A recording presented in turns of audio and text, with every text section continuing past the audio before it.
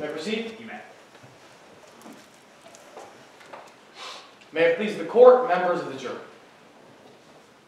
It's really easy to get attached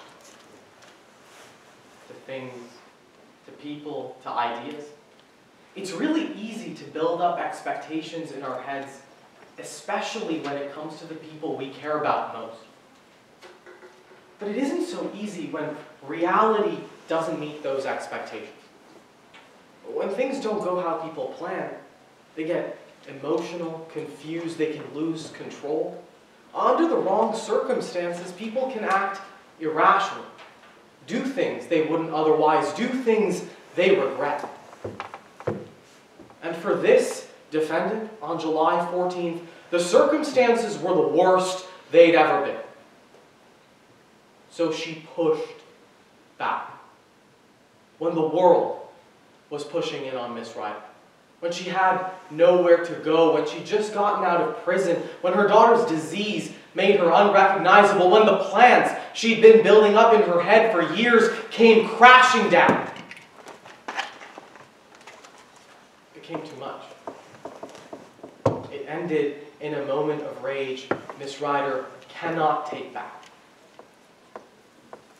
When Parker rejected her mother's plans, the defendant pushed back. When she struggled on that difficult hike, the defendant pushed back. When she screamed at the top of a cliff, the defendant pushed one last time. And that's ultimately why we've charged Miss Ryder with aggravated murder. Now, we didn't have to show you that killing her daughter was premeditated or that it was a part of her plan. We just had to prove to you beyond a reasonable doubt that Miss Ryder used physical force to push her daughter off that hiking trail, causing her death. And make no mistake, members of the jury, we've met that burden. We've met that burden because the only reasonable story you've heard today is ours. Because of one fact that the defense didn't contest in court today, and it was a really important fact. Where Parker Page's body was found. Remember that it was found 3 miles into that hiking trail at the bottom of a cliff, the exact same cliff where the defendant and her daughter were arguing. But instead of believing the most reasonable explanation for how her body got all the way out there, the defense wants you to believe that somehow Parker made it all the way back to the campsites and then magically landed up at the bottom of that cliff. And they want you to believe she came back to the campsites because they claimed again and again that there was no cell service on the trail. But members of the jury, remember when Kelly Dews took this stand?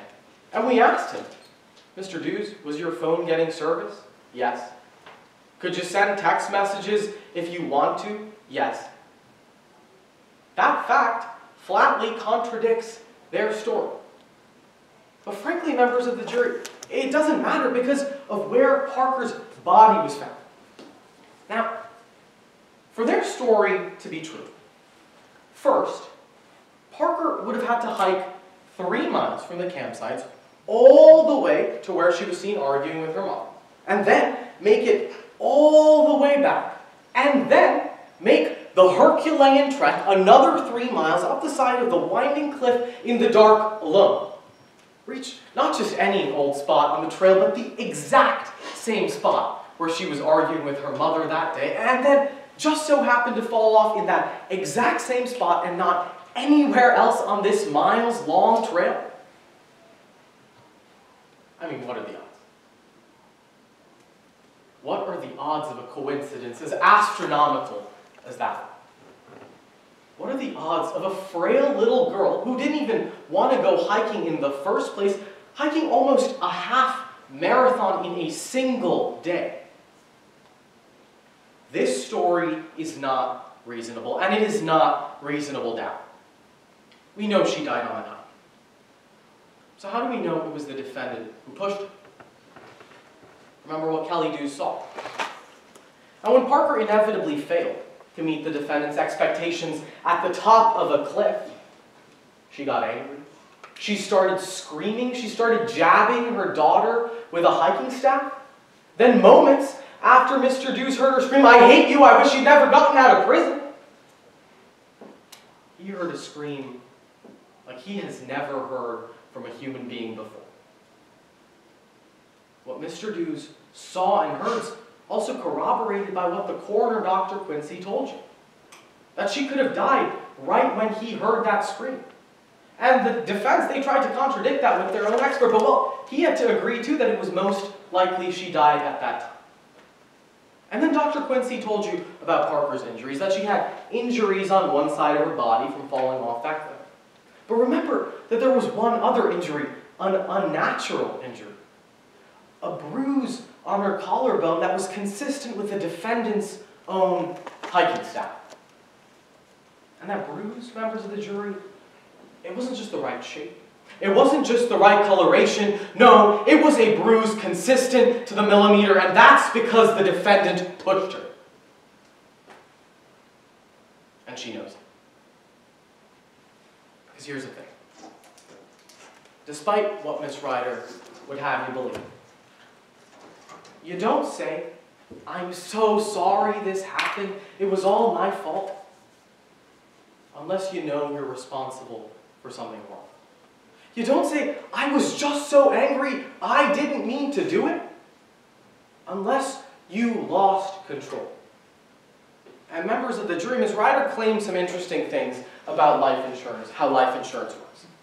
But I ask you to use your common sense, because you do not collect $200,000 of life insurance at 3 in the morning unless you know someone is dead and you are in a position to collect on that policy. This napkin, this insurance policy, they are admissions of guilt. We've proved beyond a reasonable doubt that it was Jordan Ryder and no one else who killed Parker Page.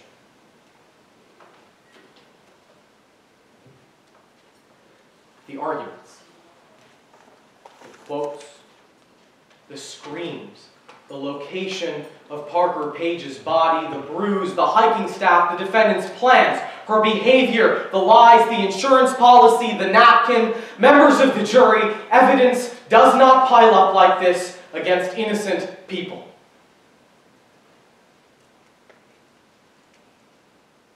A 12-year-old girl is dead, is gone forever, will never go to high school, never have her first job, never learn to drive a car, never do anything we take for granted. Because at every step of the way, this defendant pushed back. Find Jordan Ryder guilty of aggravated murder. Thank you. Would counsel like me to take these down? Yes, please.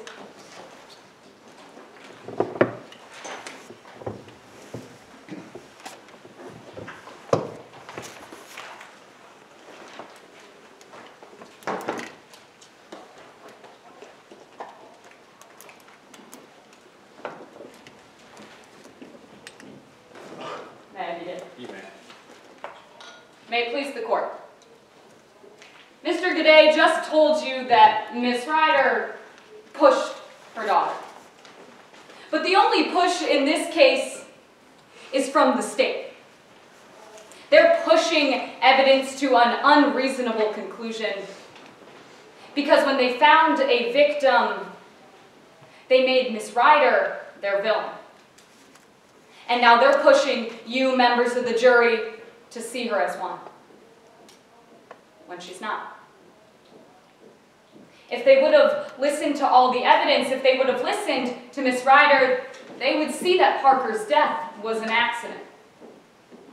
That night, on July 14th, she went to go take pictures of the sunset. She left at 6:30 because it would take her a while to get up to the top to watch the sun go down. But that was a long hike. She had some respiratory issues. She got dizzy. It got dark. She tripped and she fell. That's it. That's the story. And we know that because the state failed to prove beyond a reasonable doubt that Miss Ryder pushed her daughter off that cliff. They failed to meet their burden. In order for the state to meet their burden, they had to prove to you that Parker even died when they're claiming she did. You heard from their medical examiner that she had to have died between 4 and 6, but then you also heard that that same medical examiner didn't take into account her medical conditions, and that those medical conditions mean she likely died later. That's reasonable doubt. But you don't just have to take Dr. Lopez's word for it. You can look at the evidence. Parker Page sent a text at 4:38 p.m.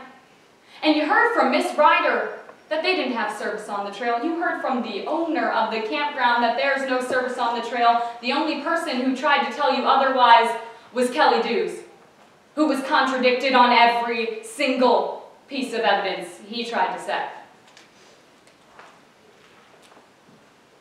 In order for the state to meet their burden, they also had to prove that Parker could not have died by accident, that the only reasonable explanation was that she was pushed. But you heard from Miss Ryder that she took her daughter to that campsite to save her life, not to end it. You heard that they got into a little argument, but members of the jury, ask yourselves, when a teen says that they hate their mom, does that really mean their mom's gonna push them off of a cliff? No, it doesn't. Because that's a normal argument to get in with your kid. And the state showed no proof that that would ever make Miss Ryder so angry that she would kill her own daughter. They tried to tell you that she had to have died on that hike because her body was found below where she was seen arguing on the cliff. But Mr. Dews, who tried to tell you they were on that cliff arguing, was contradicted by not only Miss Ryder herself, but by Armani Rodriguez. They tried to tell you that she killed her daughter, but if she did that, why would she stay in the spot she did it for the entire night? Why would she stay around witnesses, wait for the police to come? She wouldn't. Because she didn't. We know Parker's death was an accident, and so does the state. Because there were no eyewitnesses to her death. Not a single person on the trail that day was even concerned about Parker's safety. And you heard that there have been accidental falls on that trail before. Their medical examiner even came to the conclusion originally that she likely died by accident, because she had to admit that bruise on her collarbone could have come from a different object. It could have come from a different incident entirely. But both experts can agree that Parker had respiratory issues.